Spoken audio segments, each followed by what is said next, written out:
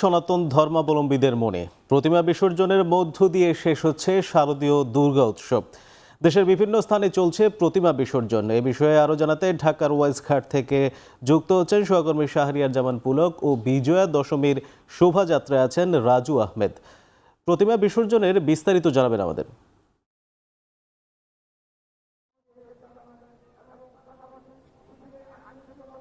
প্রতিমা বিসর্জনের এখন কি অবস্থা, সেখানের সবশেষ পরিস্থিতি আমাদের জানাবেন।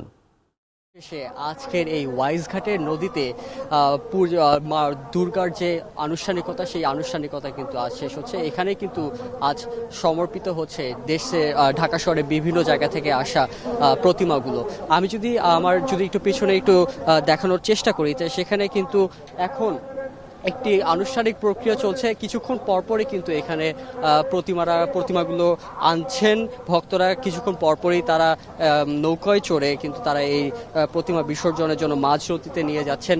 এবং এই প্রতিমা বিসর্জনকে কেন্দ্র করে যাতে কোনো ধরনের অপ্রীতিকর বা দুর্ঘটনা না ঘটে, সেই জন্য কিন্তু পুলিশ, র্যাব, বিজিবি এবং সেনাবাহিনী, আনসার বাহিনীরা কিন্তু সব সময় সতর্ক অবস্থানে রয়েছেন। এবং এই যে প্রবেশপথ, ওয়াইজঘাটে আসার যে প্রবেশপথই, সেটি কিন্তু তারা ফাঁকা রাখার জন্য চেষ্টা করছেন। এছাড়াও যদি আমি বলি যে যখন ডিঙি নৌকায় উঠে যখন এই প্রতিমা বিসর্জনের জন্য ভক্তরা মাঝ নদীতে যাচ্ছে, সেজন্য কিন্তু নৌবাহিনী এবং নৌ পুলিশ, বিআইডব্লিউটিএ এবং ফায়ার সার্ভিসের যে ডুবুরি দলরা আছে, ডুবুরি দলরা কিন্তু স্পিড বোট এবং তাদের যে নৌযান রয়েছে, সেই নৌযানগুলো কিন্তু তারা টহল দিচ্ছে। এবং আমি যদি একটু প্রেক্ষাপটটি জানিয়ে রাখি, এখন দুপুর থেকে এখন বাজে 5টা, অর্থাৎ 3 ঘন্টার মধ্যে এখনো পর্যন্ত সর্বমোট 10 থেকে 12টি প্রতিমা কিন্তু বিসর্জন দিতে আমরা দেখেছি। এবং এখনকার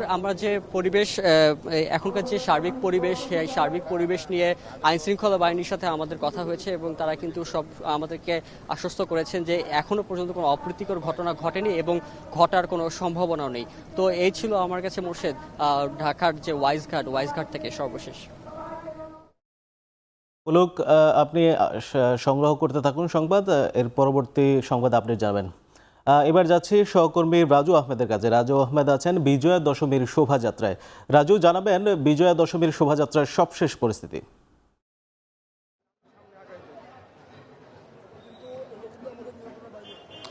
মোর্শেদ, মহাষ্টমী, মহানবমী, অঞ্জলি এবং সিঁদুর খেলার রেশ কাটতে না কাটতে কিন্তু বিষাদের সুর বাজতে শুরু করছে রাজধানী জুড়ে।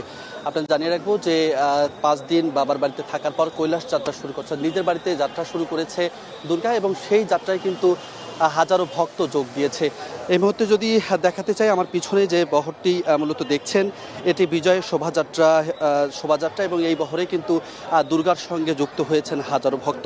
আপনাদের জানিয়ে রাখবো যে দুপুর 2টার পর পলাশী থেকে ঢাকেশ্বরী মন্দির সড়কে ট্রাকে করে প্রতিমাগুলো আসতে থাকে, অর্থাৎ রাজধানীর অন্যান্য যে মণ্ডপগুলো রয়েছে সেগুলো থেকে আসতে থাকে। 3টা নাগাদ ঢাকেশ্বরী মন্দির থেকে বের হয় কলাবউ। মূলত কলাবউয়ের যাত্রার মধ্য দিয়েই বিজয়া শোভাযাত্রার যে সেটি সূচনা করে দুর্গা। এবং তারপর কিন্তু ঢাকেশ্বরী মন্দির পলাশী মোড় থেকে মহানগর সার্বজনীন পূজা কমিটির নেতৃত্বে প্রায় 42টি মণ্ডপের 200টি ট্রাক যুক্ত হয় এই বহরে, যে বহরটি মূলত এই মুহূর্তে আমরা দেখছি। এখানে আইন শৃঙ্খলা রক্ষাকারী বাহিনীর বিপুল সংখ্যক সদস্য মোতায়েন করা হয়েছে। পুরো যে রোড ম্যাপ রয়েছে, মূলত ঢাকেশ্বরী মন্দির থেকে ওয়াজঘাট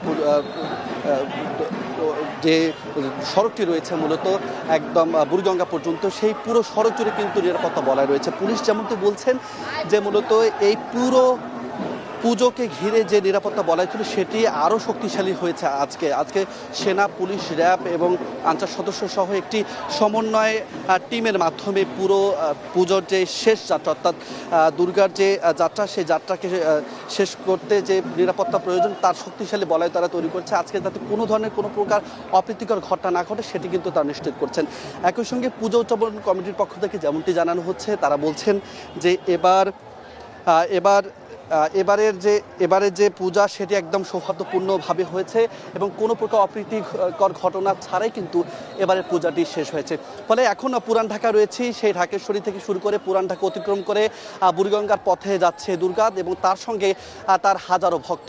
এই ছিল আসলে আমার কাছে সবশেষ।